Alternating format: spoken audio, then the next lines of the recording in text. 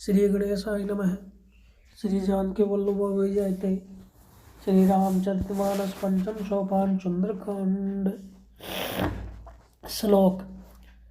शांत सनातन अप्रमेय प्रमाणों से परे निष्पाप मोक्ष रूप परम शांति को देने वाले ब्रह्मा शंभु और शेष जी से निरंतर सेवित वेदांत के द्वारा जानने योग्य सर्वव्यापक देवताओं में सबसे बड़े माया से मनुष्य रूप में दिखने वाले समस्त पापों को हरने वाले करुणा की खान रघुकुल में श्रेष्ठ तथा राजाओं के शिरोमणि राम के लाने वाले जगदीश्वर भगवान की मैं वंदना करता हूँ।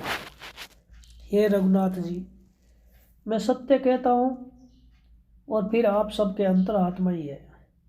सब जानते ही है कि मेरे हृदय में दूसरी कोई इच्छा नहीं है।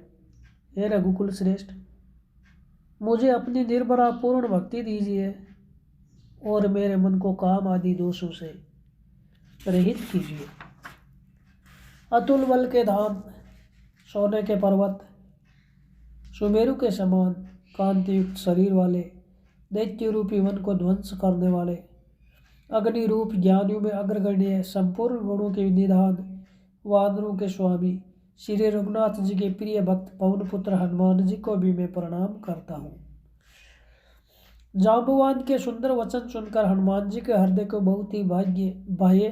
वे बोले, हे भाई, तुम लोग दुख सहकर कंदमूल फल खाकर तब तक मेरी राह देखना जब तक मैं सीता जी को देख कर लौट न आऊँ। काम अवश्य होगा क्योंकि मुझे बहुत ही हर्ष हो रहा है। ये कहकर और सबको मस्तक नवाकर तथा हृदय में श्री रघुनाथ जी को धारण करके हनुमान जी हर्षित होकर चले। समुद्र के तीर पर एक सुंदर पर्वत था। हनुमान जी खेल से ही अनायासी कूद कर उसके ऊपर जा चढ़े और बार बार श्री रघुवीर का स्मरण करके अत्यंत बलवान हनुमान जी उस पर से बड़े वेग से उछले। जिस पर्वत पर हनुमान जी पैर रख कर चले वह तुरंत ही पाताल में धंस गया। जैसे श्री रघुनाथ जी का अमोघ बाण चलता है उसी तरह हनुमान जी चले। समुद्र ने उन्हें श्री रघुनाथ जी का दूत समझकर मेनाक पर्वत से कहा कि हे मेनाक, तू इनकी थकावट दूर करने वाले हो, अर्थात अपने ऊपर इन्हें विश्राम दे। हनुमान जी ने उसे हाथ से छू दिया, फिर प्रणाम करके कहा, भाई श्री रामचंद्र जी का काम किए बिना मुझे विश्राम नहीं है। देवताओं ने पवन पुत्र हनुमान जी को जाते हुए देखा। उनकी विशेष बल बुद्धि को जानने के लिए उन्होंने सुरसा नामक सर्पों की माता को भेजा। उसने आकर हनुमान जी से यह बात कही, आज देवताओं ने मुझे भोजन दिया है। ये वचन सुनकर पवन कुमार हनुमान जी ने कहा, श्री रामचंद्र जी का कार्य करके मैं लौट आऊँ और सीता जी की खबर प्रभु को सुना दूँ, तब मैं आकर तुम्हारे मुंह में घुस जाऊँगा, तुम मुझे खा लेना। हे माता, मैं सत्य कहता हूँ, अभी मुझे जाने दे। जब किसी भी उपाय से उसने जाने नहीं दिया तब हनुमान जी ने कहा, तो फिर मुझे खा न ले। उसने योजन भर 4 कोस में मुंह फैलाया। तब हनुमान जी ने अपने शरीर को उससे दूना बढ़ा लिया। उसने 16 योजन का मुख किया। हनुमान जी तुरंत ही 32 योजन के हो गए। जैसे जैसे सुरसा मुख का विस्तार बढ़ाती है, हनुमान जी उसका दूना रूप दिखलाते थे। उसने 100 योजन मुख किया। तब हनुमान जी ने बहुत ही छोटा रूप धारण कर लिया और वे उसके मुंह में घुसकर तुरंत फिर बाहर निकल आए और उसे सिर नवाकर विदा मांगने लगे। उसने कहा, मैंने तुम्हारे बुद्धि बल का भेद पा लिया जिसके लिए देवताओं ने मुझे भेजा था। तुम श्री रामचंद्र जी का सब कार्य करोगे क्योंकि तुम बल बुद्धि के भंडार हो। यह आशीर्वाद देकर वे चली गई। तब हनुमान जी हर्षित होकर चले। समुद्र में एक राक्षसी रहती थी। वह माया करके आकाश में उड़ते हुए पक्षियों को पकड़ लेती थी। आकाश में जो जीव जंतु उड़ा करते थे वे जल में उसकी परछाई देखकर उस परछाई को पकड़ लेती थी, जिससे वे उड़ नहीं सकते थे और जल में गिर पड़ते थे। इस प्रकार वे सदा आकाश में उड़ने वाले जीवों को खाया करती थी। उसने वही छल हनुमान जी से भी किया। हनुमान जी तुरंत उसका कपट पहचान लिया। पवन पुत्र धीर बुद्धि वीर हनुमान जी उसको मारकर समुद्र के पार गए। वहां जाकर उन्होंने वन की शोभा देखी। मधु पुष्प रस के लोभ से भंवरे गुंजार कर रहे हैं। अनेकों प्रकार के वृक्ष फल फूल से शोभित है। पक्षी और पशुओं के समूह को देखकर तो वे मन में प्रसन्न हुए। सामने एक विशाल पर्वत देखकर हनुमान जी भय त्याग कर उस पर दौड़ कर जा चले। शिव जी कहते हैं, उमा, इसमें वानर हनुमान जी की कुछ बड़ाई नहीं है। यह प्रभु का प्रताप है जो काल को भी खा जाता है। पर्वत पर चढ़कर उन्होंने लंका देखी। बहुत ही बड़ा किला है, कुछ कहा नहीं जाता। वह अत्यंत ऊंचा है। उसके चारों ओर समुद्र है। सोने के परकोटे चार दीवार का परम प्रकाश छा रहा है। विचित्र मणियों से जड़ा हुआ सोने का परकोटा है। उसके अंदर बहुत से सुंदर सुंदर घर है। चौराहे, बाजार, सुंदर मार्ग और गलियां हैं। सुंदर नगर बहुत प्रकार से सजा हुआ है। हाथी, घोड़े, खच्चरों के समूह तथा पैदल और रथों के समूह को कौन गिन सकता है। अनेकों रूपों के राक्षसों के दल है। उनकी अत्यंत बलवती सेना वर्णन करने नहीं बनती। वन, बाग, उपवन, बगीचे, फुलवाड़ी, तालाब, कुएं और बावलियां सुशोभित है। मनुष्य, नाग, देवताओं और गंधर्वों की कन्या अपनी सुंदरी से मुनियों के भी मन को मोह लेती है। कहीं पर्वत के समान विशाल शरीर वाले बड़े ही बलवान बल गरज रहे हैं। वे अनेकों अखाड़ों में बहुत प्रकार से भिड़ते और एक दूसरे को ललकारते हैं। भयंकर शरीर वाले करोड़ों योद्धा यत्न करके नगर की चारों दिशाओं में रखवाली करते हैं। कई दुष्ट राक्षस भैंसों, मनुष्यों, गायों, गधों और बकरों को खा रहे हैं। तुलसीदास जी ने इनकी कथा इसलिए कुछ थोड़ी सी कही है कि यह निश्चय श्री रामचंद्र जी के बाण रूपी तीर्थों में शरीरों को त्याग कर परम गति पाएंगे। नगर के बहुसंख्यक रखवालों को देखकर हनुमान जी ने मन में विचार किया कि अत्यंत छोटा रूप धरूं और रात के समय नगर में प्रवेश करूं। हनुमान जी वज्र के समान छोटा सा रूप धारण करके नर रूप लीला करने वाले भगवान श्री रामचंद्र जी का स्मरण करके लंका को चले।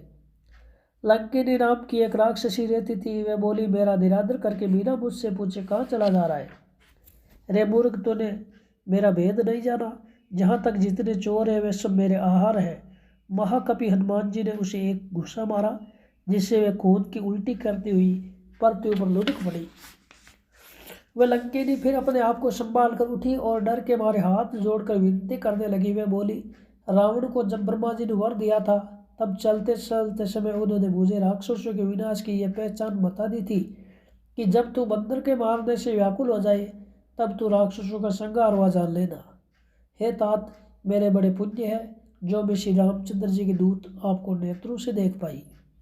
हे तात, स्वर्ग और मोक्ष के सब सुखों को तराजू के एक पलड़े में रखा जाए तो भी वे सब मिलकर दूसरे पलड़े पर रखे हुए उस सुख के बराबर नहीं हो सकते जो क्षण मात्र के सत्संग से होता है। अयोध्यापुरी के राजा रघुनाथ जी को हृदय में रखे हुए नगर में प्रवेश करके सब काम कीजिए, उसके लिए भी समृद्ध हो जाता है। शत्रु मित्रता करने लगते हैं। समुद्र गाय के खुर के बराबर हो जाता है। अग्नि में शीतलता आ जाती है। और हे गरुड़ जी, सुमेरु पर्वत उसके लिए रज के समान हो जाता है, जिसे श्री रामचंद्र जी ने एक बार कृपा करके देख लिया। तब हनुमान जी ने बहुत ही छोटा रूप धारण किया और भगवान का स्मरण करके नगर में प्रवेश किया। उन्होंने एक एक महल की खोज की जहाँ था असंख्य योद्धा देखे। फिर वे रावण के महल में गए। वे अत्यंत विचित्र था, जिसका वर्णन नहीं हो सकता। हनुमान जी ने उस रावण को शयन किए देखा, परंतु महल में जानकी जी नहीं दिखाई दी। फिर एक सुंदर महल दिखाई दिया। वहाँ भगवान का एक अलग मंदिर बना हुआ था। वह महल श्री राम जी के आयुध के चिन्ह से अंकित था। उसकी शोभा वर्णन नहीं की जा सकती। वह नवीन नवीन तुलसी के वृक्ष समूह को देखकर कपिराज हनुमान जी हर्षित हुए। लंका तो राक्षसों के समूह का निवास स्थान है, या सज्जन पुरुषों का निवास करना कहाँ। हनुमान जी मन में इस प्रकार तर्क करने लगे। उसी समय विभीषण जी जागे। उन्होंने विभीषण जी ने राम नाम का स्मरण किया। हनुमान जी ने उन्हें सज्जन जाना और हृदय में हर्षित हुए। हनुमान जी ने विचार किया कि इनसे हट करके अपनी ओर ही परिचय करूंगा, क्योंकि साधु से कार्य की हानि नहीं होती, प्रत्युत लाभ ही होता है। ब्राह्मण का रूप धरकर हनुमान जी ने उन्हें वचन सुनाए, पुकारा। सुनते ही विभीषण जी उठकर वहां आए, प्रणाम करके कुशल पूछे और कहा कि हे ब्राह्मण देव, अपनी कथा समझाकर कहिए, क्या आप हरि भक्तों में से कोई है? क्योंकि आपको देखकर मेरे हृदय में अत्यंत प्रेम उमड़ रहा है। अथवा क्या आप दीनों से प्रेम करने वाले स्वयं हरि श्री राम जी है, जो मुझे बड़भागी बनाने घर बैठे दर्शन देकर कृतार्थ करने आए हैं? तब हनुमान जी ने श्री रामचंद्र जी की सारी कथा कहकर अपना नाम बताया। सुनते ही दोनों के शरीर पुलकित हो गए और श्री राम जी के गुण समूह का स्मरण करके दोनों के मन प्रेम और आनंद में मगन हो गए। विभीषण जी ने कहा, हे पवन पुत्र, मेरी रहनी सुनो। मैं यहाँ वैसे ही रहता हूँ जैसे दांतों के बीच में बिचारी जीभ रहती है। हे तात, मुझे अनाथ जानकर सूर्य कुल के नाथ श्री रामचंद्र जी क्या कभी मेरे पर कृपा करेंगे? मेरी तामसी राक्षस शरीर होने से साधन तो कुछ बनता नहीं और न मन में श्री रामचंद्र जी के चरण कमलों में प्रेम ही है। परंतु हे भगवान, अब मुझे विश्वास हो गया है कि श्री राम जी की मुझ पर कृपा है, क्योंकि हरि की कृपा के बिना संत नहीं मिलते। जब श्री रघुवीर जी ने कृपा की है तभी तो आपने मुझे हट करके अपनी ओर से दर्शन दिए। हनुमान जी ने कहा, हे विभीषण जी, सुनिए, प्रभु की यही रीति है कि वे सेवक पर सदा ही प्रेम किया करते हैं। भला कहिए, मैं ही कौन बड़ा कुलीन हूँ, जाति का चंचल वानर हूँ और सब प्रकार से नीच हूँ। प्रातःकाल जो हम लोगों मंदिरों का नाम ले लेते हैं तो उस दिन उसे भोजन नहीं मिलता है। हे सखा, सुनिए, मैं ऐसा अदब हूँ, पर श्री रामचंद्र जी ने तो मुझ पर भी कृपा की है। भगवान के गुणों का स्मरण करके हनुमान जी के दोनों नेत्रों में प्रेम आंसुओं का जल भराया। वे जानते हुए भी ऐसे स्वामी को भुलाकर विष्णु के पीछे भटकते फिरते हैं, वे दुखी क्यों न हो। इस प्रकार श्री राम जी के गुण समूह को कहते हुए उन्होंने अनिर्वचनीय परम शांति प्राप्त की। फिर विभीषण जी ने श्री जानकी जी जिस प्रकार वहाँ लंका में रहती थी वे सब कथा कही। तब हनुमान जी ने कहा, है भाई सुनो, मैं जानकी माता को देखना चाहता हूँ। विभीषण जी ने सब युक्ति उपाय के सुनाई। तब हनुमान जी विदा लेकर के फिर वही रूप धारण कर करके वहाँ गए जहाँ अशोक वन में सीता जी रहती थी।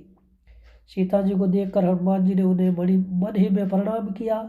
उन्हें बैठे ही बैठे रात्रि के चारों पहर बीत जाते हैं। शरीर दुबला हो गया है, सिर पर जटाओं की एक लट है, हृदय में श्री रघुनाथ जी के गुण समूह का जाप स्मरण कर रही है। श्री जानकी जी नेत्रों को अपने चरणों में लगाए हुए हैं, नीचे की ओर देख रही है और मन श्री रामचंद्र जी के चरण कमलों में लीन है। जानकी जी को दीन दुखी देखकर पवन पुत्र हनुमान जी बहुत ही दुखी हुए। हनुमान जी वृक्षों के पत्तों में छिप रहे और विचार करने लगे कि है भाई, क्या करूं, इनका दुख कैसे दूर करूं। उसी समय बहुत सी स्त्रियों को साथ लिए सज धज कर रावण वहाँ आया। उस दुष्ट ने सीता जी को बहुत प्रकार से समझाया, साम दान भय और भेद दिखलाया। रावण ने कहा, है सुमुखी, है सयानी, सुनो, मंदोदरी आदि सब रानियों को मैं तुम्हारी दासी बना दूंगा।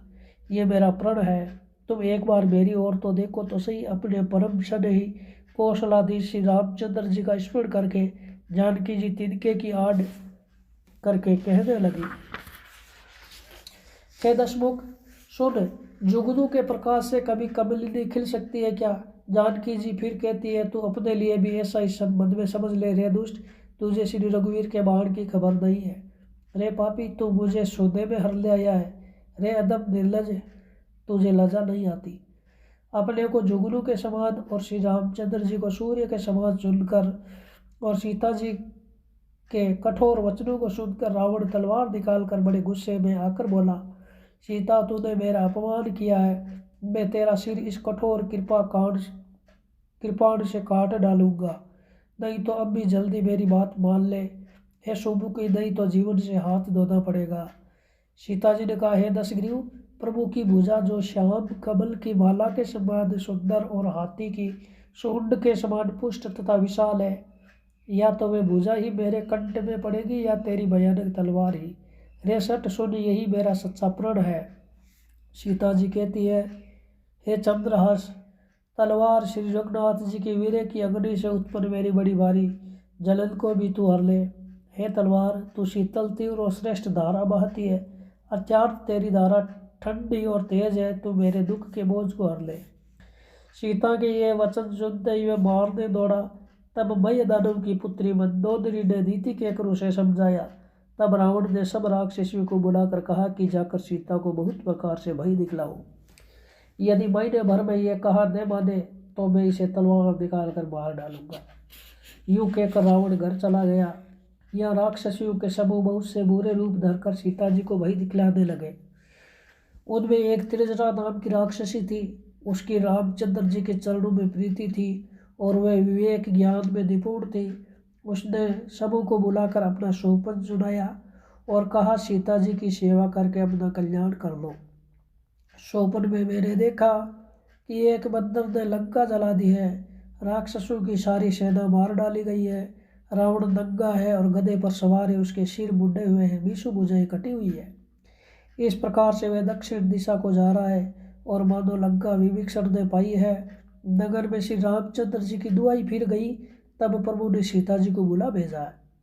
मैं पुकार कर कहती हूँ कि यह शोपन 4 दिनों बाद सत्य होकर रहेगा। उसके वचन सुनकर वे सब राक्षसियां डर गई और जानकी जी के चरणों में गिर पड़ी। तब वे सब जहां तहाँ चली गई। सीता जी मन में सोच करने लगी कि 1 महीना बीत जाने पर नीच रावण मुझे मारेगा। सीता जी हाथ जोड़कर त्रिजटा से बोली, हे माता, तू मेरी विपत्ति की संगिनी है, जल्दी कोई ऐसा उपाय कर जिससे मैं शरीर छोड़ सकूं। वीर ऐसा ही हो चला है, अब ये सहा नहीं जाता। काठ लाकर चिता बनाकर सजा दे है माता, फिर उसमें आग लगा दे है सयानी। तू मेरी प्रीति को सत्य कर दे। रावण की सूल के समान दुख देने वाली वाणी कानों से कौन सुने।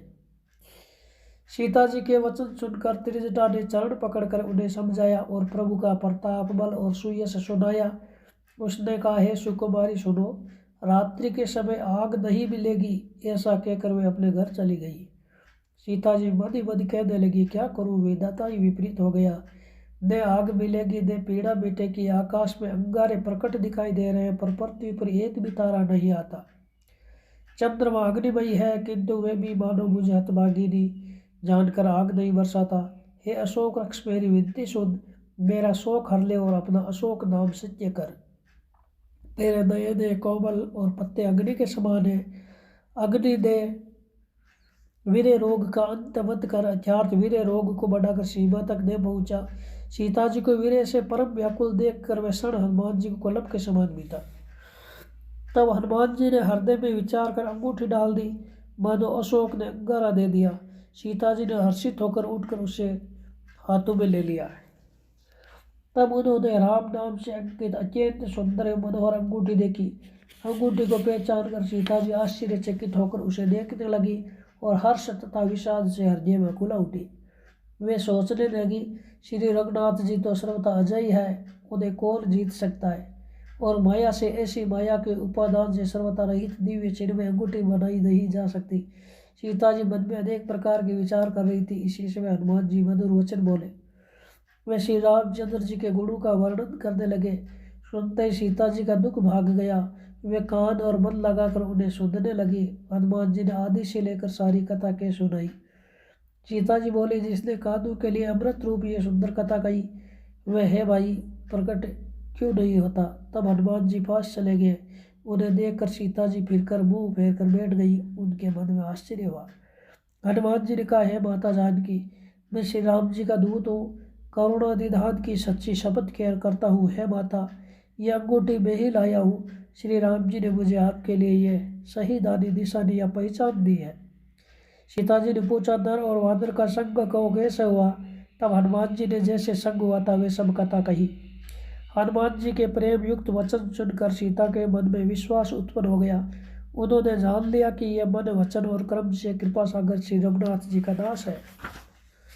भगवान का जन सेवक जानकर अत्यंत गाढ़ी प्रीति हो गई। नेत्रों में प्रेम आंसुओं का जल भराया और शरीर अत्यंत पुलकित हो गया। हे तात, हनुमान वीरे सागर में डूबती हुई मुझको तुम जहाज हुए। मैं बलिहारी जाती हूँ। अब छोटे भाई लक्ष्मण जी सहित खर के शत्रु सुख धाम प्रभु का कुशल मंगल कहो। श्री रघुनाथ जी तो कोमल हृदय और कृपालु है, फिर है हनुमान उन्होंने किस कारण ये निष्ठुरता धारण कर ली है। सेवक को सुख देना उनकी स्वाभाविक बात है। वे श्री रघुनाथ जी की क्या कमी मेरी भी याद करते हैं। हे तात, क्या कभी उनके कोमल सावले अंगों को देखकर मेरे नेत्र शीतल होंगे। मुंह से वचन नहीं निकलता, नेत्रों में वीर्य के आंसू का जल भराया। बड़े दुख से बोली, हे नाथ, आपने मुझे बिल्कुल ही भुला दिया। सीता जी को वीर्य से परम व्याकुल देखकर हनुमान जी कोमल और विनीत वचन बोले, हे माता, सुंदर कृपा के धाम प्रभु भाई लक्ष्मण जी के सहित कुशल है, परंतु आपके दुख से दुखी है। हे माता, मन में गलानी ने बांधिए, मन छोटा करके दुख न कीजिए। श्री रामचंद्र जी के हृदय में आपसे दूना प्रेम है। हे माता, अब धीरज धरकर श्री रघुनाथ जी का संदेश सुनिए। ऐसा कहकर हनुमान जी प्रेम से गदगद हो गए। उनके नेत्रों में प्रेमाश्रु का जल भराया। हनुमान जी बोले, श्री रामचंद्र जी ने कहा कि हे सीते, तुम्हारे वियोग में मेरे लिए सभी पदार्थ प्रतिकूल हो गए हैं। वृक्षों के नए नए कोमल पत्ते मानो अग्नि के समान, रात्रि काल रात्रि के समान, चंद्रमा सूर्य के समान, और कमलों के वन भालू के वन के समान हो गए हैं। मेघ मानो खोलता हुआ तेल बरसाते हैं। जो हित करने वाले हैं वे ही अब पीड़ा देने लगे हैं। त्रिविध शीतल मंद सुगंध वायु सांप के श्वास के समान जहरीली और गर्म हो गई है। मन का दुख के डालने से कुछ भी घट जाता है, परंतु कहूँ किससे, ये दुख कोई जानता ही नहीं। हे प्रिय, मेरे और तेरे प्रेम का तत्व एक मेरा मन ही जानता है, और वह मन सदा तेरे लिए ही रहता है। बस मेरे प्रेम का सार इतने में ही समझ लो। प्रभु का संदेश सुनते जानकी जी प्रेम में मगन हो गई। उन्हें शरीर की शुद्ध न रही। हनुमान जी ने कहा, हे माता, हृदय में धैर्य धारण करो और सेवकों को सुख देने वाले श्री राम जी का स्मरण करो। श्री रघुनाथ जी की प्रभुता को हृदय में लाओ और मेरे वचन सुनकर कायर छोड़ दो।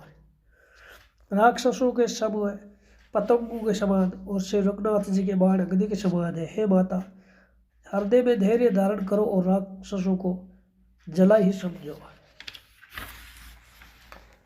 श्री रामचंद्र जी ने यदि खबर पाई होती तो वह विलंब न करते।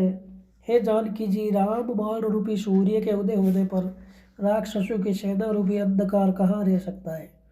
हे माता, मैं आपको अभी यहाँ से लेवा जाऊँ, पर श्री रामचंद्र जी की शपथ है, मुझे प्रभु उनकी आज्ञा नहीं है। अतः हे माता, कुछ दिन और धीरज धरो। श्री रामचंद्र जी वानरों सहित यहाँ आवेंगे और राक्षसों को मारकर आपको ले जाएंगे। नारद आदि ऋषि मुनि तीनों लोकों से उनका यश गावेंगे। श्री जानकी जी ने कहा, हे पुत्र, सब वानर तुम्हारे ही समान दंदे से होंगे। राक्षस तो बड़े बलवान योद्धा है। अतः मेरे हृदय में बड़ा भारी संदेह होता है कि तुम जैसे बंदर राक्षसों को कैसे जीतेंगे। ये सुनकर हनुमान जी ने अपना शरीर प्रकट किया। सोने के पर्वत के आकार का अत्यंत विशाल शरीर था, जो युद्ध में शत्रु के हृदय में भय उत्पन्न करने वाला अत्यंत बलवान और वीर था। तब उसे देखकर सीता जी के मन में विश्वास हुआ। हनुमान जी ने फिर छोटा रूप धारण कर लिया। हे माता, सुनो, वानरों में बहुत बल बुद्धि नहीं होती, परंतु प्रभु के प्रताप से बहुत छोटा सर्प भी गरुड़ को खा सकता है। अत्यंत निर्बल भी महान बलवान को मार सकता है। भक्ति, प्रताप, तेज और बल से सनी हुई हनुमान जी की वाणी सुनकर सीता जी के मन में संतोष हुआ। उन्होंने श्री राम जी के प्रिय जानकर हनुमान जी को आशीर्वाद दिया कि हे माता, तुम बल और शील के निदान हो। हे पुत्र, तुम अजर, बूढ़ापे से रहित, अमर और गुणों के खजाने हो जाओ। श्री रघुनाथ जी तुम पर बहुत कृपा करेंगे। प्रभु कृपा करे। ऐसा कानों से सुनते हनुमान जी पूर्ण प्रेम में मगन हो गए। हनुमान जी ने बार बार सीता जी के चरणों में सिर दबाया और फिर हाथ जोड़कर कहा, हे माता, अब मैं कृतार्थ हो गया। आपका आशीर्वाद अमोघ अचूक है, यह बात प्रसिद्ध है। हे माता, सुनो, सुंदर फल वाले वृक्षों को देखकर मुझे बड़ी ही भूख लगी आई है। सीता जी ने कहा, हे बेटा सुनो, बड़े भारी योद्धा राक्षस इस वन की रखवाली कर रहे हैं। हनुमान जी ने कहा, हे माता, यदि आप मन में सुख माने प्रश्न होकर आज्ञा दे तो मुझे उनका भय तो बिल्कुल नहीं है। हनुमान जी को बुद्धि और बल में निपुण देखकर जानकी जी ने कहा, जाओ हे तात, श्री रघुनाथ जी के चरणों को हृदय में धारण करके मीठे फल खाओ। वे सीता जी को सिर दबाकर चले और बाग में घुस गए। फल खाए और वृक्षों को तोड़ने लगे।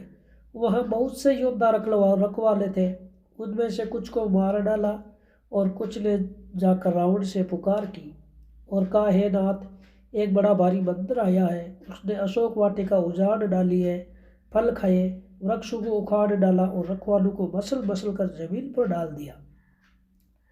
यह सुनकर रावण ने बहुत से योद्धा भेजे। उन्हें देखकर हनुमान जी ने गर्जना की। हनुमान जी ने सब राक्षसों को मार डाला। कुछ जो अधमरे थे चिल्लाते हुए गए।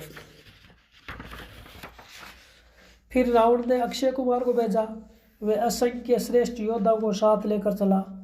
उसे आते देखकर हनुमान जी ने एक वृक्ष लेकर ललकारा और उसे मारकर महाध्वनि बड़े जोर से गर्जना की।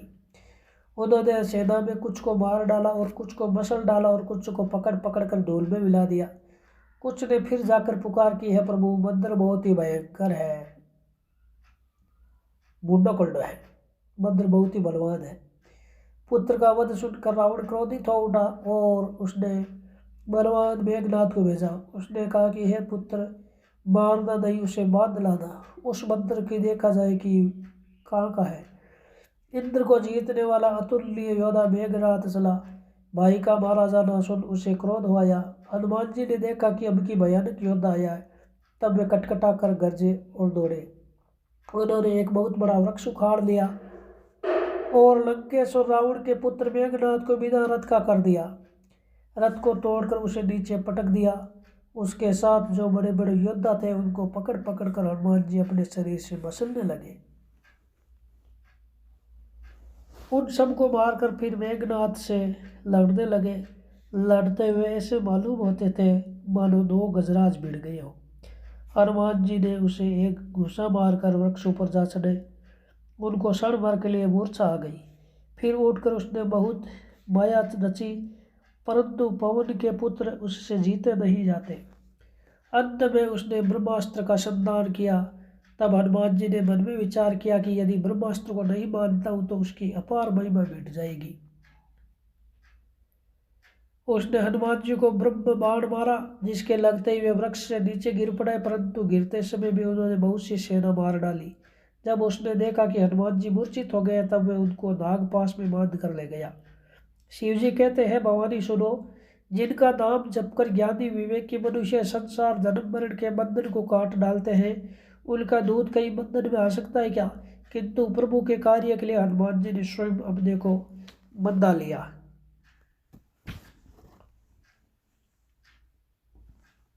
मंदिर का बांधा जाना सुनकर हनुमान जी दौड़े और कौतुक लिए तमाशा देखने के लिए सब सभा में आए। हनुमान जी ने जाकर रावण की सभा देखी। उसकी अत्यंत प्रभुता ऐश्वर्य कुछ कही नहीं जाती। देवता और दिक्पाल हाथ जोड़े बड़े नम्रता के साथ भयभीत हुए सब रावण की बहुत ताक रहे हैं, उसका रूप देख रहे हैं। उसका ऐसा प्रताप देखकर भी हनुमान जी के मन में जरा भी डर नहीं हुआ। वे ऐसे निशंक खड़े रहे जैसे सर्पों के समूह में गरुड़ निर्भय रहता है। हनुमान जी को देखकर रावण दुर्वचन कहता हुआ खूब हंसा। फिर पुत्र वध का स्मरण किया तो उसके हृदय में विषाद उत्पन्न हो गया।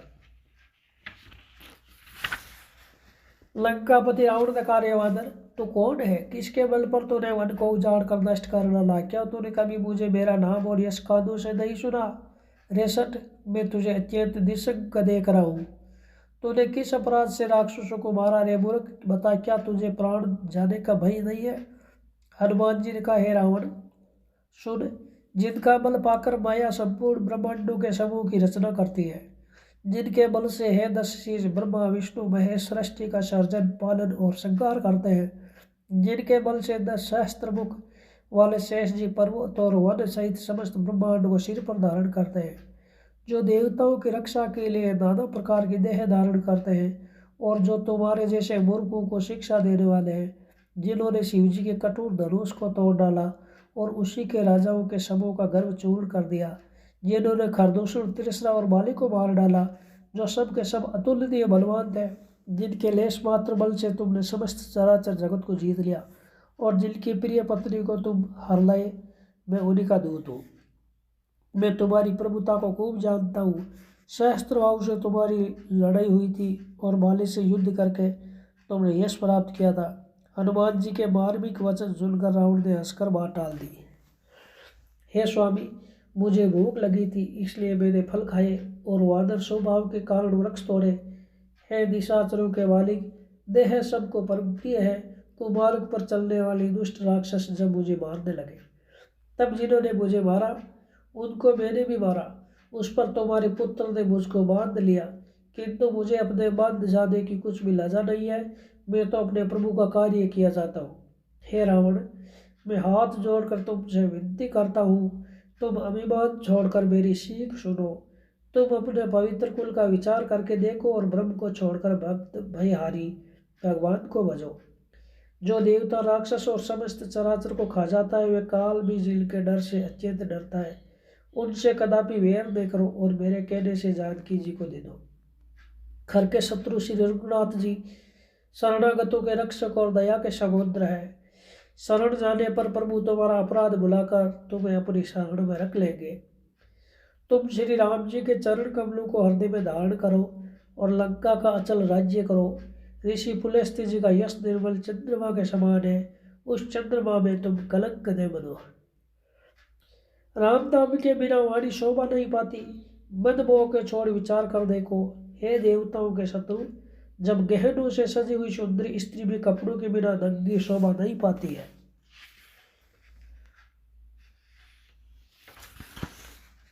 राम विमुख पुरुष की संपत्ति और प्रभुता रही हुई भी चली जाती है और जिसका पाना न पाने के समान है। जिन नदियों के मूल में कोई जल स्रोत नहीं है, अर्थात जिन्हें केवल बरसात का ही आसरा है, वे वर्षा बीत जाने पर फिर तुरंत ही सूख जाती है। हे रावण, सुनो, मैं प्रतिज्ञा करके कहता हूँ कि रावण विमुख की रक्षा करने वाला कोई भी नहीं है। हजारों राम विमुख की रक्षा करने वाला कोई भी नहीं है। हजारों शंकर, विष्णु और ब्रह्मा भी श्री राम जी के साथ द्रोह करने वाले तुमको नहीं बचा सकते। मोह ही जिसका मूल है, ऐसे अज्ञान रहित बहुत पीड़ा देने वाले तम रूप अभिमान का त्याग कर दो और रघुकुल के स्वामी कृपा के समुद्र भगवान श्री रामचंद्र जी का भजन करो। यद्यपि हनुमान जी ने भक्ति, ज्ञान, वैराग्य और नीति से सनी हुई बहुत हित की वाणी कही, तो भी वह महान अभिमानी रावण बहुत हंसकर बोला कि हमें यह बंदर बड़ा ज्ञानी गुरु मिला।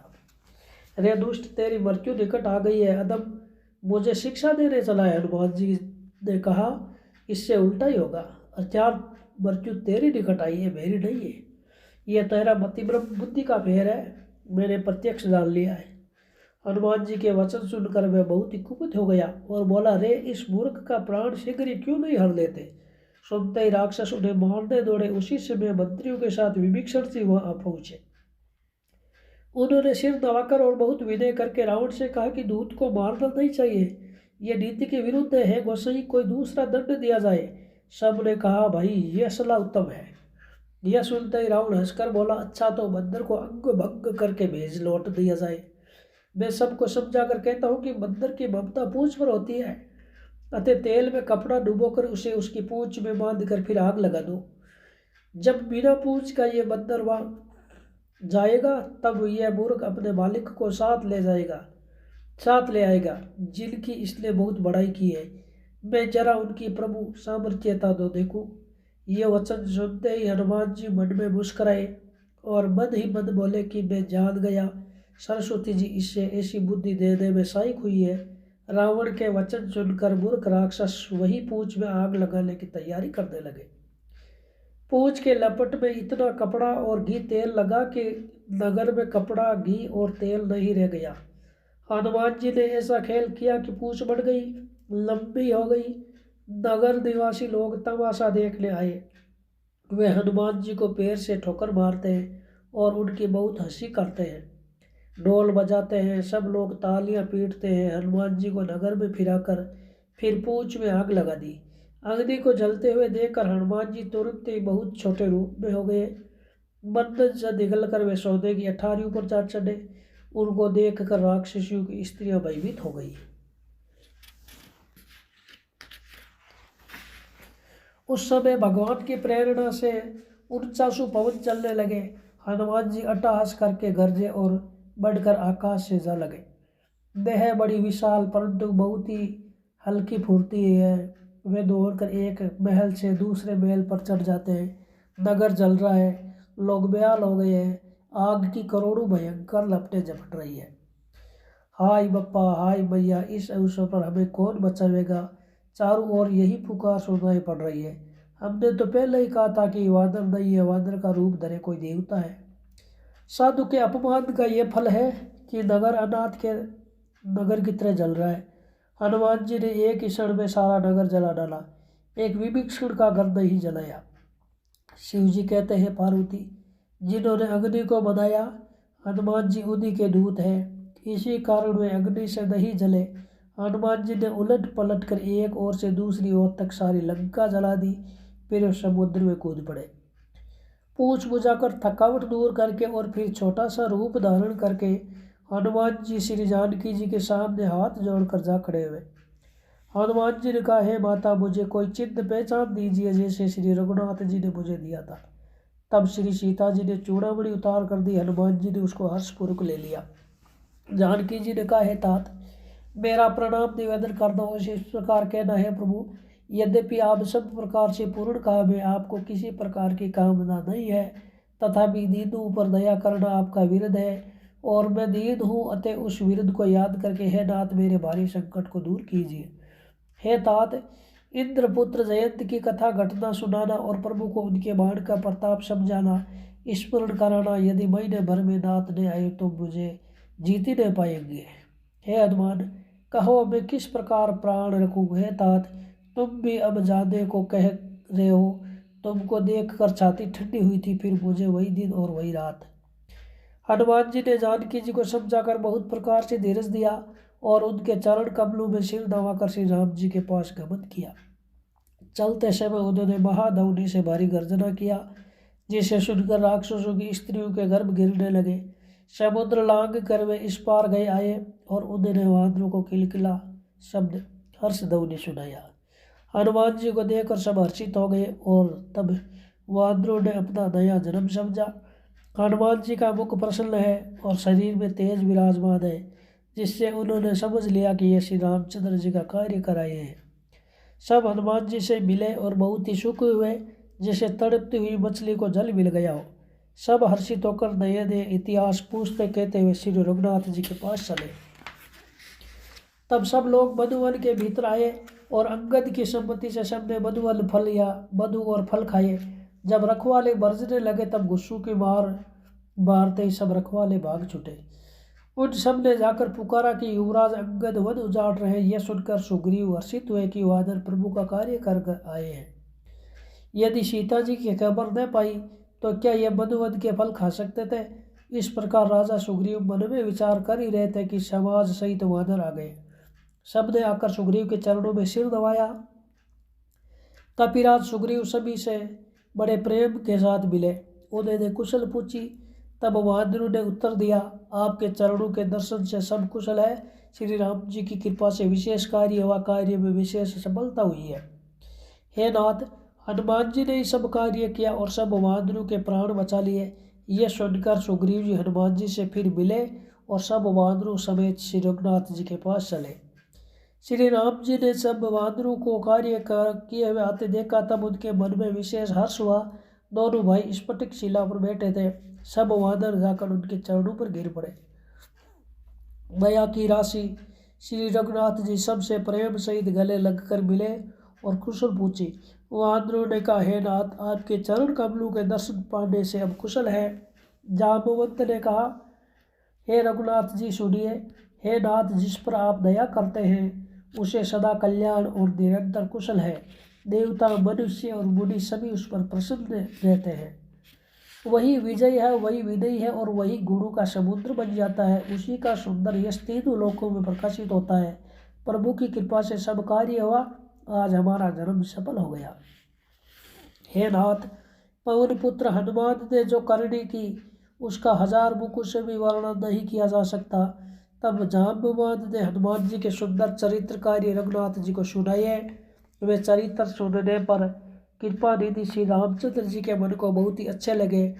उन्होंने हर्षित होकर हनुमान जी को फिर हृदय से लगा लिया और कहा, हे तात, कहो सीता किस प्रकार रहती है और अपने प्राणों की रक्षा करती है।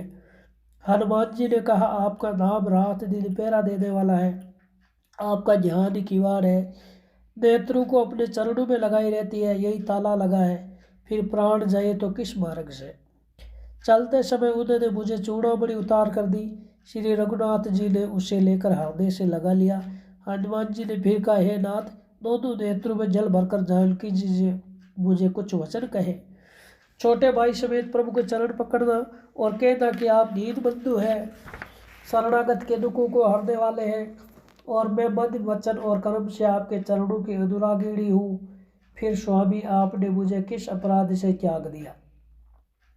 हाँ, एक दोष मैं अपना अवश्य मानती हूँ कि आपका वियोग होते ही मेरे प्राण नहीं चले गए, किंतु है नाथ, यह तो नेत्रु का अपराध है जो प्राणों के निकलने में हठपूर्वक बाधा देते हैं। विरह अग्नि है, शरीर रुई है और श्वास पवन है। इस प्रकार अग्नि और पवन का संयोग होने से यह शरीर क्षण मात्र में जल सकता है, परंतु नेत्र अपने हित के लिए प्रभु का स्वरूप देखकर सुखी होने के लिए जल बरसाते हैं, जिससे विरह की अग्नि से भी देह जलने नहीं पाती। सीता जी की विपत्ति बहुत बड़ी है। हे दीन दयालु, वे बिना कहीं भी अच्छी है, कहने से ही आपको बड़ा क्लेश होगा। हे करुणा निधान, उनका एक एक पल कल्प के समान बीतता है। अतः हे प्रभु, तुरंत चलिए और अपनी भुजाओं के बल से दुष्टों के दल को जीत कर सीता जी को ले आइए। सीता जी का दुख सुनकर सुख के धाम प्रभु के कमल नेत्रों में जल भर आया, और वे बोले, मन वचन और शरीर से जिसे मेरी ही गति मेरा ही आश्रय है, उसे क्या संपूर्ण में भी विपत्ति हो सकती है? हनुमान जी ने कहा, हे प्रभु, विपत्ति तो वही है जब आपका भजन स्मरण न हो। हे प्रभु, राक्षसों की बात ही कितनी है, आप शत्रु को जीत कर जानकी जी को ले आवेंगे। भगवान कहने लगे, हे हनुमान, सुन, तेरे समान मेरा उपकारी देवता मनुष्य अथवा मुनि कोई भी शरीरधारी नहीं है। मैं तेरा प्रत्युपकार बदले में उपकार तो क्या करूं? मेरा मन भी तेरे सामने नहीं हो सकता। हे पुत्र, सुन, मैंने मन में विचार करके देख लिया है कि तुझे उर्ण नहीं हो सकता।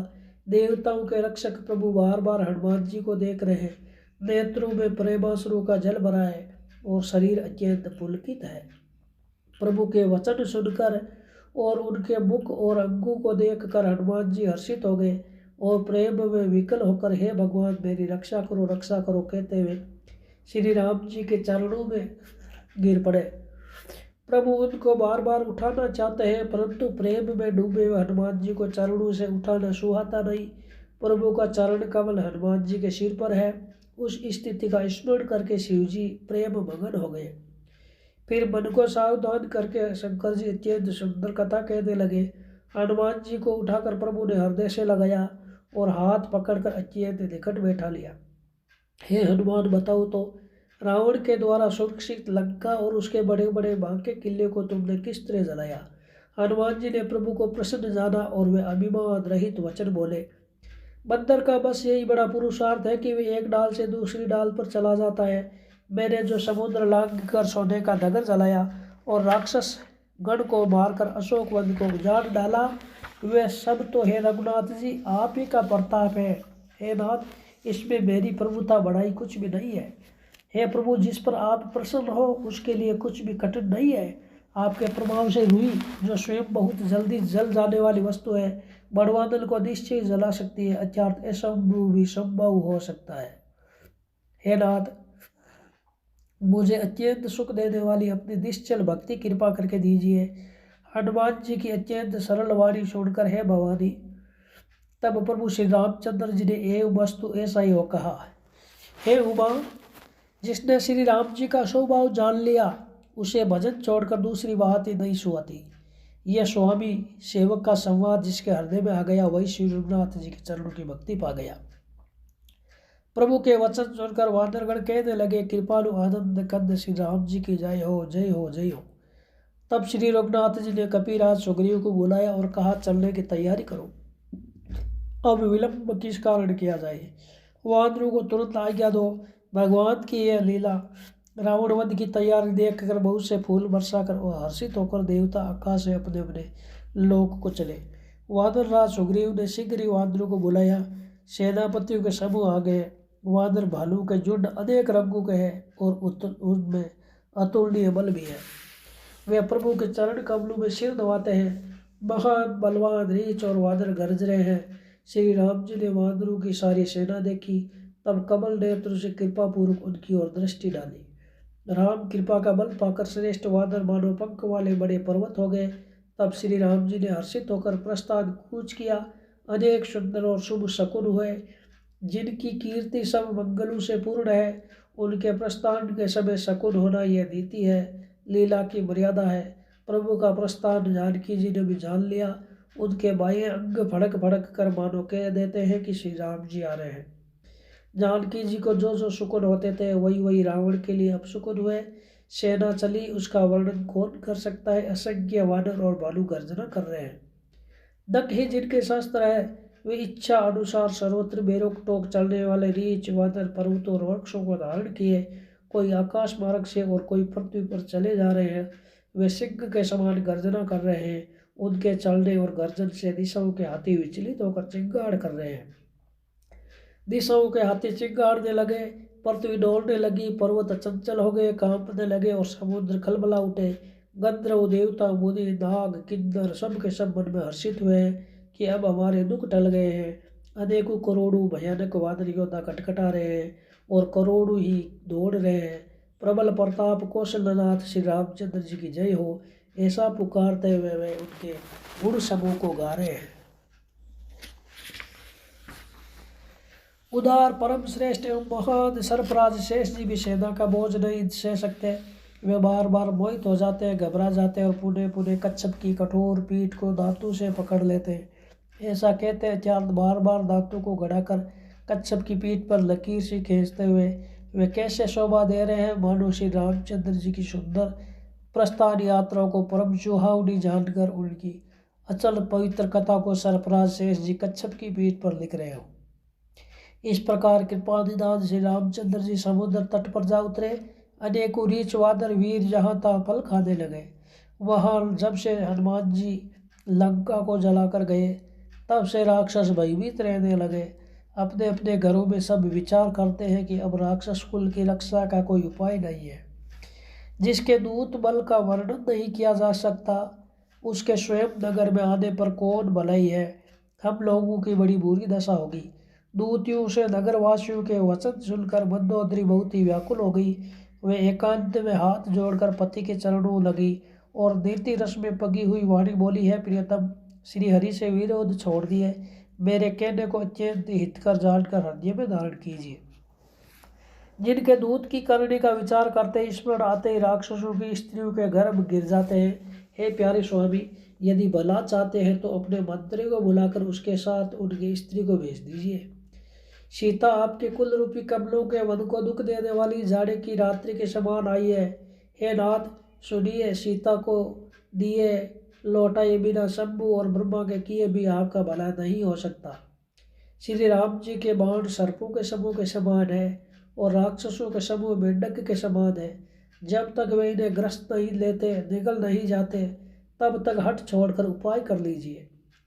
मूर्ख और जगत प्रसिद्ध अभिमानी रावण कालू से उसकी वाणी सुनकर खूब हंसा और बोला, स्त्रियों का स्वभाव सचमुच ही बहुत डरपोक होता है, मंगल में भी भय करती और तुम्हारा मन हृदय बहुत ही कच्चा कमजोर है। यदि वानरों की सेना आवेगी तो बेचारे राक्षस उसे खाकर अपना जीवन निर्वाह करेंगे। लोकपाल भी जिसके डर से कांपते उनकी स्त्री डरती हो, ये बड़े हंसी की बात है। रावण ने ऐसा कहकर हंसकर उसे हृदय से लगा लिया और ममता बढ़ाकर अधिक स्नेह दर्शाकर वे सभा में चला गया। मंदोदरी हृदय में चिंता करने लगी कि पति पर विधाता प्रतिकूल हो गए। जो ही वह सभा में जाकर बैठा, उसने ऐसी खबर पाई कि शत्रु की सारी सेना समुद्र के उस पार आ गई है। उसने मंत्रियों से पूछा कि उचित सलाह कहिए, अब क्या करना चाहिए। तब वे हंसे और बोले कि चुप किए रहिए, इसमें सलाह की कौन सी बात है। आपने देवताओं और राक्षसों को जीत लिया, तब तो कुछ श्रम ही नहीं हुआ, फिर मनुष्य और वानर किस गिनती में है। मंत्री, वैद्य और गुरु ये तीन आदि अप्रसन्नता के भय या लाभ की आशा से हित की बात लेकर प्रिय बोलते हैं, ठकुरसुआती करने लगते हैं, तो क्रम से राज्य, शरीर और धर्म इन तीनों का शीघ्र नाश हो जाता है। रावण के लिए भी वही सहायता सहयोगा बनी है। मंत्री उसे सुना सुनाकर मुंह पर स्तुति करते हैं। इसी समय अवसर जानकर विभीषण जी आए। उन्होंने बड़े भाई के चरणों में सिर नवाया।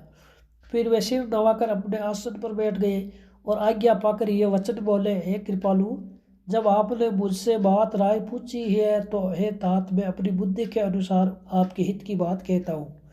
जो मनुष्य अपना कल्याण, सुंदर यश, सुबुद्धि, शुभ गति और नाना प्रकार के सुख चाहता हो, वह है स्वामी। पर स्त्री के ललाट को चौथ के चंद्रमा की तरह त्याग दे। अर्थात जैसे लोग चौथ के चंद्रमा को नहीं देखते, उसी प्रकार पर स्त्री का मुख ही नहीं देखे। 14 भुवनों का एक ही स्वामी हो, वे भी जीव से वेर करके ठहर नहीं सकता, नष्ट हो जाता है। जो मनुष्य गुरु का समुद्र और चतुर हो, उसे चाहे थोड़ा भी लाभ क्यों न हो, तो भी उसे कोई भला नहीं कहता। हे नाथ, काम, क्रोध, मद और लोभ ये सब नरक के रास्ते हैं। इन सब को छोड़कर श्री रामचंद्र जी को भजिए, जिन्हें संत सत्पुरुष भजते हैं।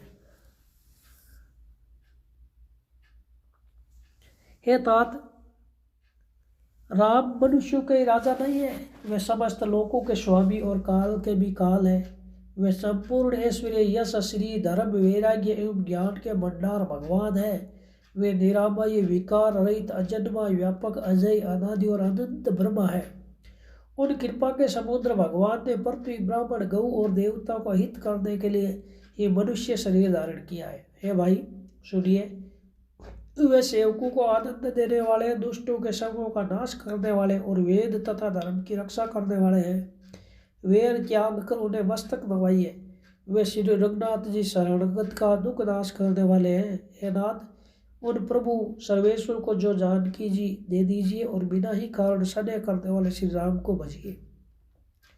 जिसे संपूर्ण जगत से द्रोह करने का पाप लगा है, शरण जाने पर प्रभु उसका भी त्याग नहीं करते।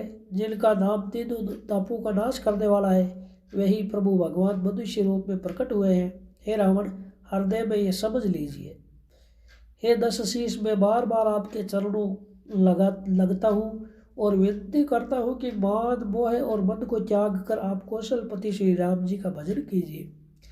मुनि पुलस्त्य जी ने अपने शिष्य के हाथ ये बात कहला भेजी है। हे तात, सुंदर अवसर पाकर मैंने तुरंत ही वे बात प्रभु आपसे कह दी है। माल्यवान नाम का एक बहुत बुद्धिमान मंत्री था। उसने उन विभीषण के वचन सुनकर बहुत सुख माना और कहा, हे तात, आपके छोटे भाई नीति विभूषण, नीति को भूषण धर रूप में धारण करने वाले अर्थात नीतिमान है। हे विभीषण, जो कुछ कह रहे हैं उसे हृदय में धारण कर लीजिए। रावण ने कहा, ये दोनों मूर्ख शत्रु की महिमा बखान रहे हैं, या कोई है, इन्हें दूर कर दे। तब माल्यवान तो घर लौट गया और विभीषण जी हाथ जोड़कर फिर कहने लगे, हे नाथ, पुराण और वेद ऐसा कहते हैं कि सुबुद्धि अच्छी बुद्धि और कुबुद्धि खोटी बुद्धि जिसके हृदय में रहती है।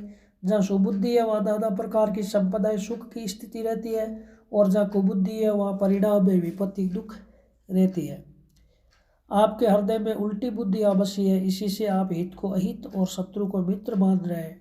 जो राक्षस कुल के लिए काल रात्रि के समान है, उन सीता पर आपकी बड़ी प्रीति है। हे तात, मैं चरण पकड़कर आपसे भिक्षा मांगता हूँ, विनय करता हूँ कि आप मेरा दुल्हा रखिए। मुझ बालक के आग्रह को स्नेहपूर्वक स्वीकार कीजिए। श्री राम जी को सीता जी दे दीजिए, जिसमें आपका अहित न हो। विभीषण जी ने पंडितों, पुराणों और वेदों द्वारा सम्मत वाणी से नीति बखान कर कही, पर उसे सुनते ही रावण क्रोधित होकर उठा और बोला कि रे दुष्ट, अब मृत्यु तेरे काल के निकट आ गई है। अरे मूर्ख, तू जीता तो है, सदा मेरा जिलाया हुआ अर्थात मेरे ही अन्न से बल रहा है, पर है मूढ़ पक्ष, तुझे शत्रु का ही अच्छा लगता है। अरे दुष्ट, बता ने जगत में ऐसा कौन है जिसे मैंने अपनी भुजाओं के बल से नहीं जीता हूँ। मेरे नगर में रहकर प्रेम करता है तपस्वी पर, मूर्ख पर, उन्हीं से जामिल और उन्हीं को नीति बता। ऐसा कहकर रावण ने उन्हें लात मारी, परंतु छोटे भाई विभीषण ने मारने पर भी बार बार उसके चरण ही पकड़े। शिव जी कहते हैं, उमा, संत की यही बड़ाई महिमा है कि वे बुराई करने पर भी बुराई करने वाले की भलाई ही करते हैं। विभीषण जी ने कहा, आप मेरे पिता के समान हैं, मुझे मारा सो तो अच्छा ही किया, किंतु हे नाथ, आपका भला श्री राम जी को भजने में ही है।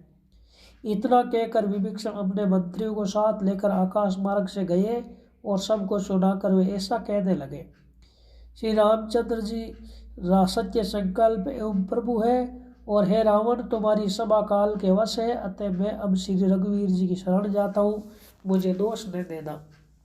ऐसा कहकर विभीषण जी यूं ही चले, क्यों ही सब राक्षस आयुहीन हो गए, उनकी मृत्यु निश्चित हो गई। शिव जी कहते हैं, भवानी, साधु का अपमान तुरंत संपूर्ण कल्याण की हानि नाश कर देता है। रावण ने जिस क्षण विभीषण को त्यागा उसी क्षण में अभागा वैभव ऐश्वर्य से हीन हो गया। विभीषण जी हर्षित होकर मन में अनेकों मनोरथ करते हुए श्री रघुनाथ जी के पास चले। वे सोचते जाते थे, मैं जाकर भगवान के कोमल और लाल वर्ण के सुंदर चरण कमलों का दर्शन करूंगा जो सेवकों को सुख देने वाले हैं। जिन चरणों का स्पर्श पाकर ऋषि पत्नी अहिल्या तर गई, जो दंडक वध को पवित्र करने वाले हैं। जिन चरणों को जानकी जी ने हृदय में धारण कर रखा है, जो कपट मर्ग के साथ पृथ्वी पर जिसे पकड़ने को दौड़े थे, और चरण कमल साक्षात शिव जी के हृदय रूपी सरोवर में विराजते हैं। मेरा अहोभाग्य है कि उनको मैं आज देखूंगा। जिन चरणों की पादुकों में भरत जी ने अपना मन लगा रखा है, आज मैं उन्हीं चरणों को अभी जाकर इन नेत्रों से देखूंगा। इस प्रकार प्रेम सहित विचार करके वे शीघ्र ही समुद्र के इस पार, जिधर श्री रामचंद्र जी की सेना थी, आ गए। वानरों ने विभीषण को आते देखा तो उन्होंने जाना कि शत्रु का कोई खास दूत है। उन्हें पहरे पर ठहरा कर वे सुग्रीव के पास गए और उनको सब समाचार के सुनाए। सुग्रीव ने कहा, हे रघुनाथ जी सुनिए, रावण का भाई आपसे मिलने आया है। प्रभु श्री राम जी ने कहा, हे मित्र, तुम क्या समझते हो, तुम्हारी क्या राय है? वानरराज सुग्रीव ने कहा, हे महाराज सुनिए, राक्षसों की माया जानी नहीं जाती। यह इच्छा अनुसार रूप बदलने वाला छली दे जाने किस कारण आया है? जान पड़ता यह मूर्ख हमारा भेद लेने आया है, इसलिए मुझे तो यही अच्छा लगता है कि इसे बांध रखा जाए। श्री राम जी ने कहा, हे मित्र, तुमने नीति तो अच्छी विचारी, परंतु मेरा प्रण तो शरणागत के भाई को हर लेना। प्रभु के वचन सुनकर हनुमान जी हर्षित हुए और मन ही मन कहने लगे कि भगवान कैसे शरणागत वत्सल शरण में आए हुए पिता की भांति प्रेम करने वाले हैं। श्री राम जी फिर बोले, जो मनुष्य अपने अहित का अनुमान करके शरण में आए हुए का त्याग कर देते हैं, वे पामर शूद्र है, वे पापमय है, उन्हें देखने में भी हानि है, पाप लगता है।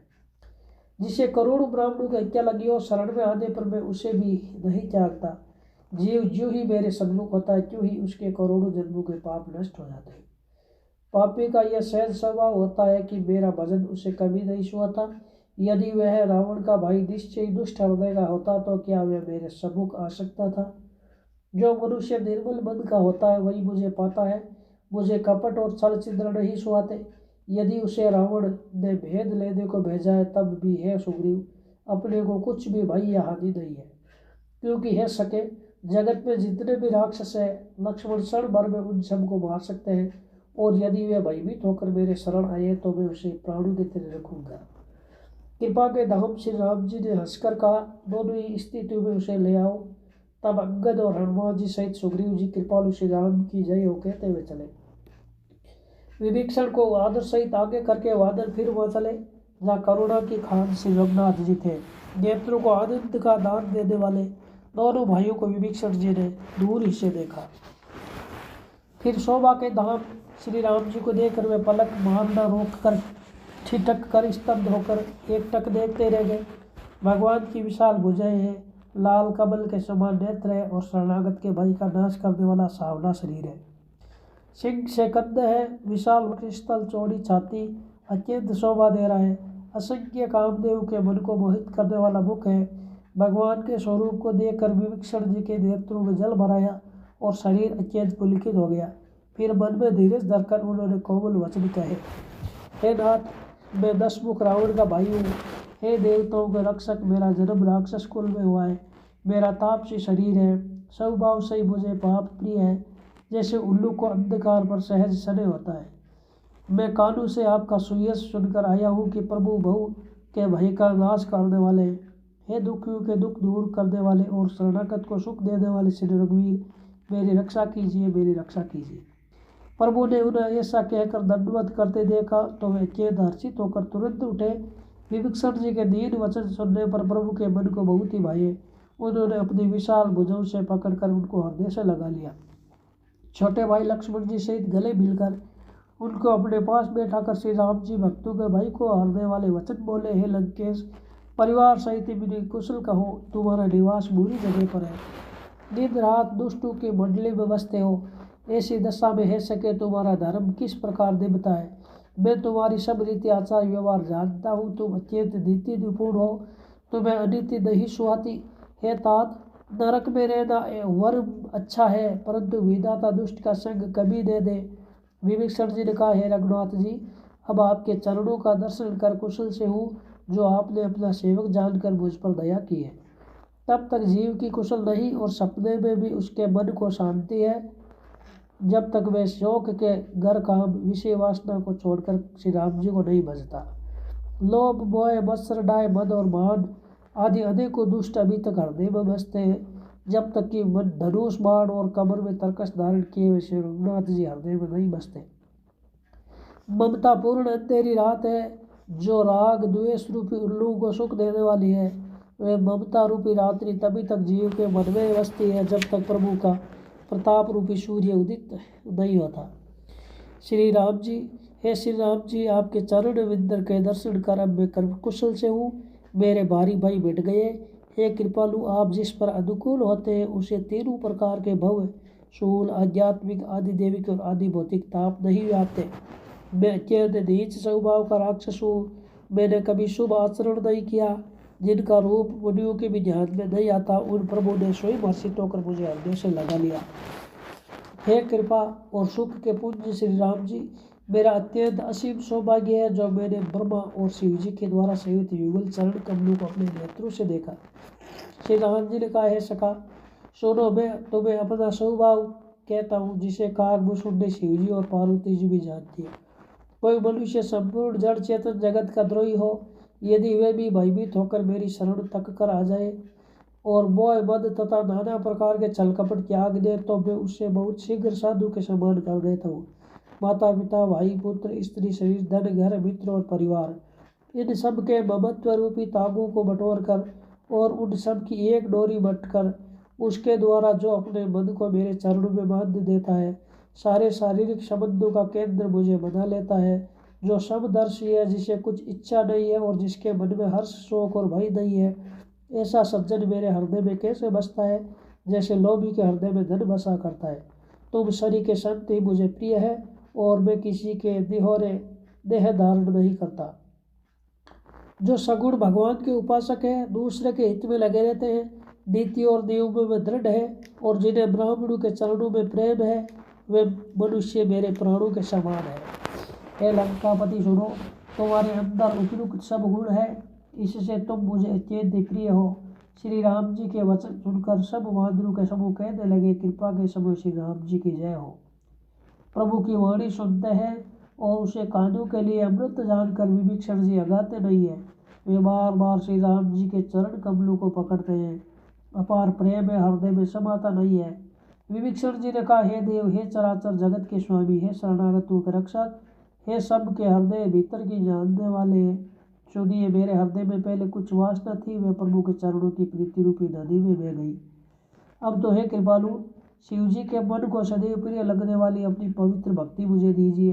एवं वस्तु ऐसा ही होके करण देर प्रभु श्री राम जी ने तुरंत ही समुद्र का जल मांगा और कहा, हे सखा, यद्यपि तुम्हारी इच्छा नहीं है, पर जगत में मेरा दर्शन अमोघ है, मैं निष्फल नहीं जाता। ऐसा कहकर श्री राम जी ने उनको राज तिलक कर दिया। आकाश से पुष्पों की अपार वृष्टि हुई। श्री राम जी ने रावण के क्रोध रूपी अग्नि में, जो अपनी विभीषण की श्वास वचन रूपी पवन से प्रचंड हो रही थी, जलते हुए विभीषण को बचा लिया और उसे अखंड राज्य दिया। शिव जी ने जो संपत्ति रावण को 10 सिरों को बलि देने पर भी दी थी, वही संपत्ति श्री रघुनाथ जी ने विभीषण को बहुत सकुचते हुए दी। ऐसे परम कृपालु प्रभु को छोड़कर जो मनुष्य दूसरों को भजते हैं, वे बिना सींग पूंछ के पशु है। अपना सेवक जानकर विभीषण को श्री राम जी ने अपना लिया। प्रभु का स्वभाव वानर कुल के मन को बहुत भाया। फिर सब कुछ जानने वाले, सबके हृदय में बसने वाले, सर्वरूप सब रूपों में प्रकट, सबसे रहित, उदासीन, कारण से मनुष्य बने हुए तथा राक्षसों के कुल का नाश करने वाले श्री राम जी नीति की रक्षा करने वाले वचन बोले। हे वीर वानरराज सुग्रीव और लंकापति विभीषण, सुनो, इस गहरे समुद्र को किस प्रकार पार किया जाए। अनेक जाति के मगर, सांप और मछलियों से भरा हुआ ये अत्यंत अथाह समुद्र पार करने में सब प्रकार से कठिन है। विभीषण जी ने कहा, हे रघुनाथ जी, सुनिए, यद्यपि आपका एक वाहन ही करोड़ों समुद्र को सोखने वाला है, सोख सकता है, तथापि नीति ऐसी कही गई है, यह उचित यह होगा कि पहले जाकर समुद्र से प्रार्थना की जाए। हे प्रभु, समुद्र आपके कुल में बड़े पूर्वज है, वे विचार कर उपाय बतला देंगे। तब रीछ और वाहतुओं की सारी सेना बिना ही परिश्रम करे समुद्र के पार उतर जाएगी। श्री राम जी ने कहा, हे सखा, तुमने अच्छा उपाय बताया, यही किया जाए। यदि देव सहायक हो। यह सलाह लक्ष्मण जी के मन को अच्छी नहीं लगी। श्री राम जी के वचन सुनकर तो उन्होंने बहुत ही दुख पाया। लक्ष्मण जी ने कहा, हे नाथ, देव का कौन भरोसा, मन में क्रोध कीजिए, ले आइए और समुद्र को सूखा डालिए। यह देव तो कायर के मन का एक आधार तसल्ली देने का उपाय है। आलसी लोग ही देव देव पुकारा करते हैं। यह सुनकर श्री रघुवीर हंसकर बोले, ऐसे ही करेंगे, मन में धीरज रखो। ऐसा कहकर छोटे भाई को समझाकर प्रभु श्री रघुनाथ जी के समुद्र के समीप गए। प्रभु श्री रघुनाथ जी समुद्र के समीप गए। उन्होंने पहले सिर दबाकर प्रणाम किया, फिर किनारे पर कुछ बिछाकर बैठ गए। उधर जो ही विभीषण जी प्रभु के पास आए, त्यों ही रावण ने उनके पीछे दूत भेजे। कपट से वानर का शरीर धारण करके उन्होंने सब लीलाएं देखी। वे अपने हृदय में प्रभु के गुणों की शरणागत पर उनके स्नेह की सराहना करने लगे। फिर वे प्रकट रूप में अत्यंत प्रेम के साथ श्री राम जी के स्वभाव की बढ़ाई करने लगे। उन्हें दुराव कपट वेश भूल गया। तब वानरों ने जाना कि यह शत्रु के दूत है और वे उन सबको बांधकर सुग्रीव के पास ले आए। सुग्रीव ने कहा, सब वानरों सुनो, राक्षसों के अंग भंग करके भेज दो। सुग्रीव के वचन सुनकर वानर दौड़े। दूतों को बांधकर उन्होंने सेना के चारों ओर घुमाया। वानरों उन्हें बहुत तरह से मारने लगे। वे दीन होकर पुकारते थे, फिर भी वानरों ने उन्हें नहीं छोड़ा। तब दूतों ने पुकार कर कहा, जो हमारे नाक कान काटेगा उसे कौशलाधीश श्री राम जी की सौगंध है। यह सुनकर लक्ष्मण जी ने सबको निकट बुलाया। उन्हें बड़ी दया लगी। इससे हंसकर उन्होंने राक्षसों को तुरंत ही छोड़ दिया और उनसे कहा, रावण के हाथ में यह चिट्ठी देना और कहना है, कुल घातक लक्ष्मण के शब्दों संदेशे को बाँचो। फिर उस मूर्ख से जबानी ये मेरा उद्धार कृपा से भरा हुआ संदेश कहना कि सीता जी को देकर उनसे श्री राम जी से मिलो, नहीं तो तुम्हारा काल आ गया समझो। लक्ष्मण जी के चरणों में मस्तक नवाकर श्री राम जी के गुणों की कथा वर्णन करते हुए दूत तुरंत ही चल दिए। श्री राम जी का यश कहते हुए वे लंका में आए और उन्होंने रावण के चरणों में सिर नवाए। दशमुख रावण ने हंसकर बात पूछी, अरे सुख, अपनी कुशल क्यों नहीं कहता? फिर उस विभीषण का समाचार सुना, मृत्यु जिसके अत्यंत निकट आ गई है। मूर्ख ने राज्य करते हुए लंका को त्याग दिया।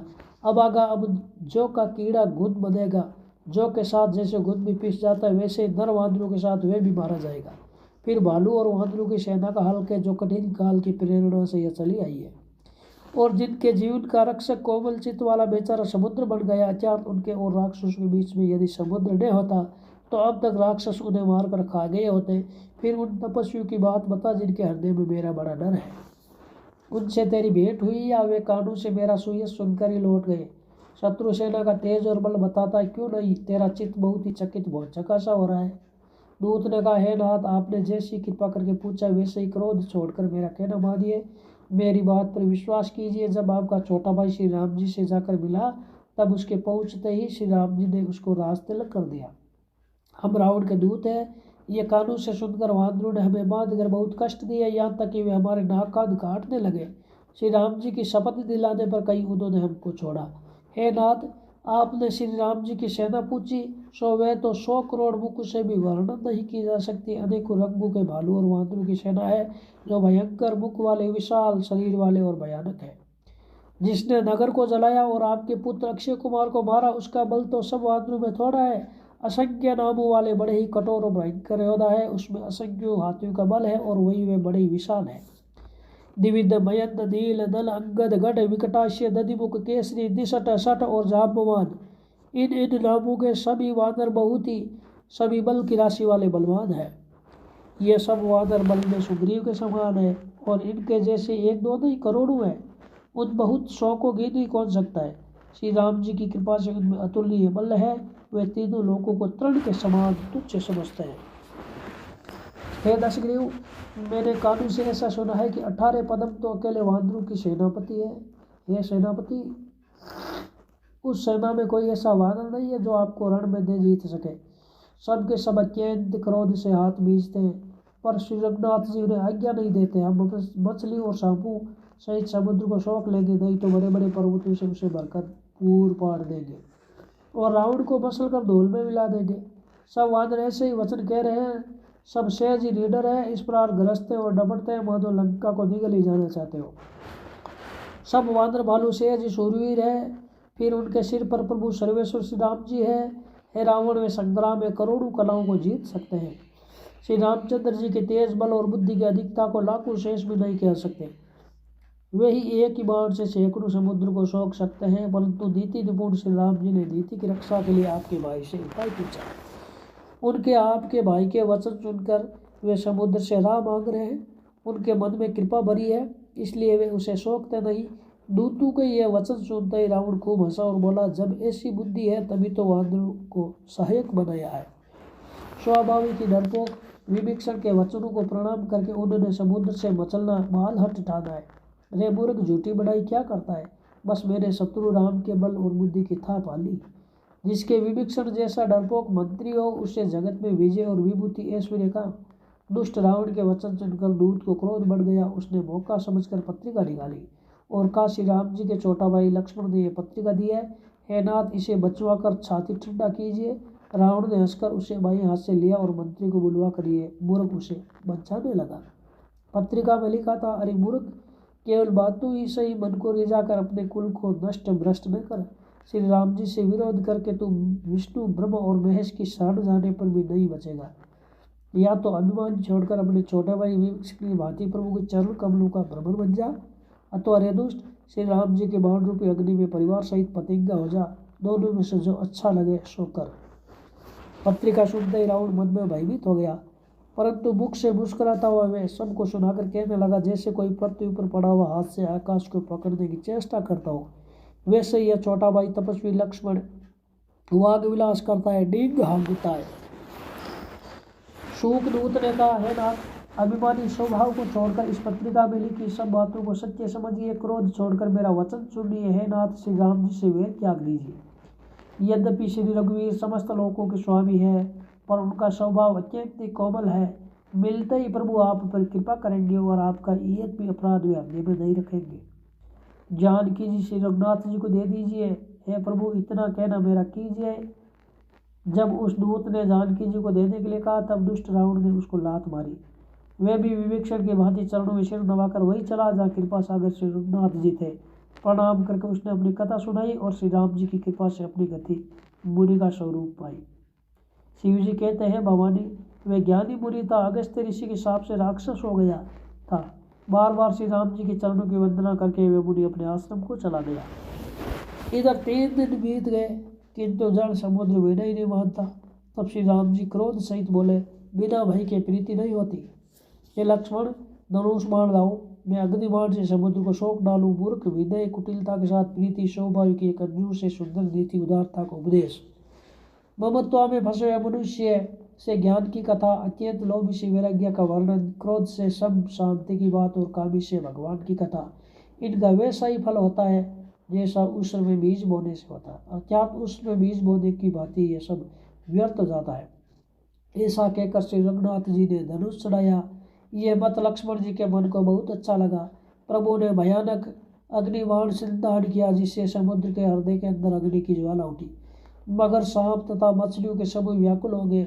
जब समुद्र ने जीव को जलते जाना, तब सोने के थाल में अनेकों मणियां रत्नों को भरकर अभिमान छोड़कर वे ब्राह्मण के रूप में आया।